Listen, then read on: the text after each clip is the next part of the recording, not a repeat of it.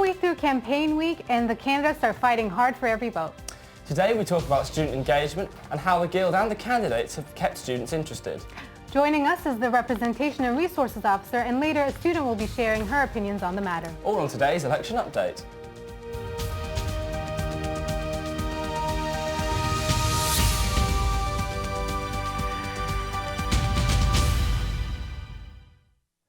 Good morning and welcome to the 4th Elections Update. I'm Henry Wilson. And I'm Beronaz Hassan. With only 2 days left to campaign and cardboards being out of the question, we're going to be finding out how the Guild is ensuring people stay engaged with the elections. We're joined later on by Daisy Linlar, Representation and Resources Officer, and Holly Campbell, who will be telling us all about how students can get involved. We'll also be hearing again from our reporter Mel Thomas as she finds out how students are being encouraged to vote. If you're still unsure of how to vote, our 60-second profiles are an excellent way to get an idea about the candidates. Just log on to guildtv.co.uk/60s and just to check out the profiles about all the candidates. And once you've made up your mind, go ahead to guildofstudents.com/vote, and remember, voting closes tomorrow at 4 p.m. We're lucky enough today to be joined by International Relations and Economics student Holly Campbell. Good morning. Good morning. So, how well do you think the Guild has managed to engage students this year? I think they've done a really good job personally. I think they do a good job every year in trying to engage students. However, whether students are willing to listen to the Guild is another question. I mean, for example, with the campaigns this year, they're not allowing candidates to use cardboard in their advertising, which I think makes all the signs look a lot more professional. Mm-hmm. And I think a lot of the candidates are taking it a lot more seriously, which is helps the campaigns be more engageable for students. Engaging. Engageable's not a word. How do you think this level of engagement can be improved? Honestly, I don't think the Guild can do much more than they're already doing. I mean, I've already received hundreds of emails from the Guild about the election, as I'm sure most people have. I think if students aren't willing to vote, then that's just not something they're going to be doing, unfortunately. I mean, have you guys voted in the elections yet? Not yet, no. I am planning to, There you go. I think the Guild are doing all they can to engage students, and if students choose not to vote, then that's their choice, unfortunately. However, I think that's just a general sense among young people and students in general. Like if we look at the national elections, a lot of students don't vote because there's just this general apathy among young voters.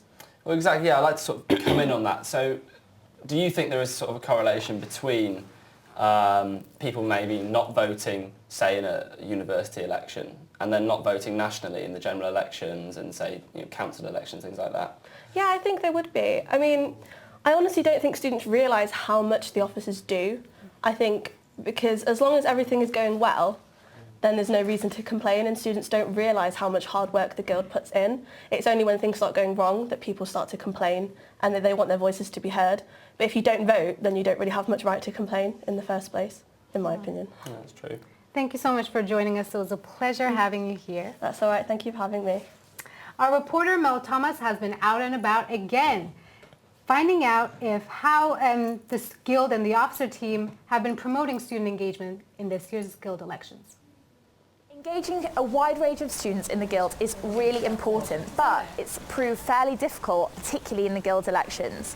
So we've been looking at the initiatives the Guild takes to engage students. One example is the banner drop here in Mermaid Square, and another is the thousands of emails we receive informing us about it.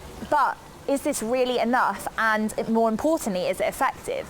So we've been talking to Ben Chapman, the Activities and Development Officer, to ask what they've been doing to engage students. Thanks for joining us, Ben.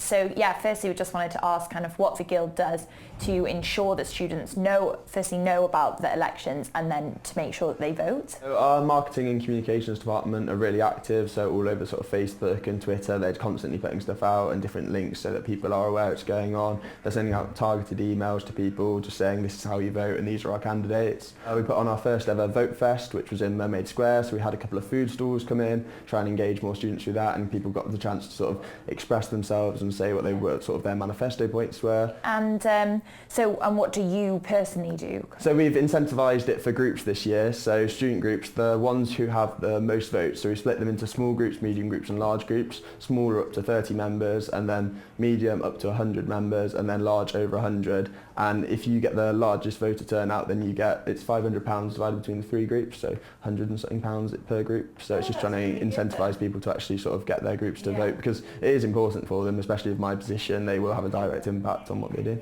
And so do you think more could be done? I think there's more financial incentives going out this week. There's a word about that, so look out for that. I think there's going to be some cash prizes for people who are voting, so just to try and get more people engaged who wouldn't usually, because some people don't really care about guild politics and won't vote despite all the signs around, but we're just trying to get those sort of people to sort of have an interest in it and have their vote, have their say. Okay, thanks very much, Ben. I hope that's given you an idea of what the Guild does to engage students. So your vote really does matter, so make sure you vote before Saturday. One of the officers who works closely on student engagement is Daisy Lindlar. She joins us now. She's Representation and Resources Officer. Good morning. Hi. Hi. So, firstly, for those who haven't been superly involved, can you tell us about your role and what you get up to? So as you said, I'm Representation and Resource Officer, so I'm in charge of all democracy at the Guild. So the elections is like my big week. I'm in charge of like when students vote on policy and things like that. I'm also in charge of all the finance, all the sustainability and our venues departments. That means like I'm making sure everything at Joe's is going okay, organising grab ball, things like that. How did you go about engaging students when you were running last year? So I tried to have a presence on campus with lots of banners. I spent quite a lot of time on to try and make them like look good, because from my experience it was quite off-putting when people kind of make stuff that looks a bit rubbish. So I had lots of things like that. I was out on campus every day, flyering, going out and speaking to students, and then door knocking in the evening. I mean, what I found was that the best thing you can possibly do is actually speak to people. I mean, as a student, if you see kind of 100 times for one person, but then you actually speak to another candidate, you'll vote for the one you speak to and the one you like. So that was my kind of main technique. Actually. So what has the Guild done this year to raise student engagement and sort of drive a higher voter turnout? Well, we've done quite a lot of things. Well, we tried to do a lot in the run-up to elections, so a lot of kind of promotion, letting people know it's happening, and kind of email streams on social media, things like that, and having kind of posters around the Guild. Actually, during elections, we're doing things like we've got an incentive in halls for the hall with the highest percentage turnout of votes. They're going to get free pizza for a day. We're doing an incentive with societies. So the societies in the kind of small, medium and large categories with the highest percentage of voters, they're also going to be winning a cash prize. We're having another cash prize with, so we're going across all students because we didn't want to leave out the ones that aren't in halls or societies, where if you vote, you'll be entered into a draw to win a cash prize if we beat our record. So that's to try and like engage like students to come and look at manifestos. I mean, obviously we don't want people to just vote blindly, but we try and encourage people to read policies, read manifestos, and really know who they're voting for. That sounds amazing. Thanks. With the obvious crackdown on cardboard, what are the candidates doing now to reach out to students and get them engaged? The cardboard thing, it was part of my manifesto, what I was elected on. I noticed a problem because I thought the cardboard kind of restricted what candidates could actually do. And I think it also, from a voter point of view, it annoyed quite a lot of them and made them not want to vote, and it made campus look a little bit rubbish. But I think it's one of those things where loads of unions are in really successful elections without having all this cardboard. I think the focus is more on having things like really nice banners, going out and speaking to people. Yeah. People can still use wooden signs and people can still go door knocking. I think it's one of those things where people heard it and were like, oh my God, because they don't know any different. But actually I think people still have a presence on campus and have done really well. Yeah, I think the cardboard isn't a success. I'd say that speaking to people is the best way to really definitely. get out to the voters. Well, thank you anyway. Thank you to Mel and Holly as well.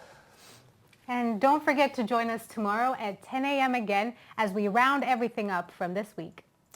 Many thanks. See you tomorrow.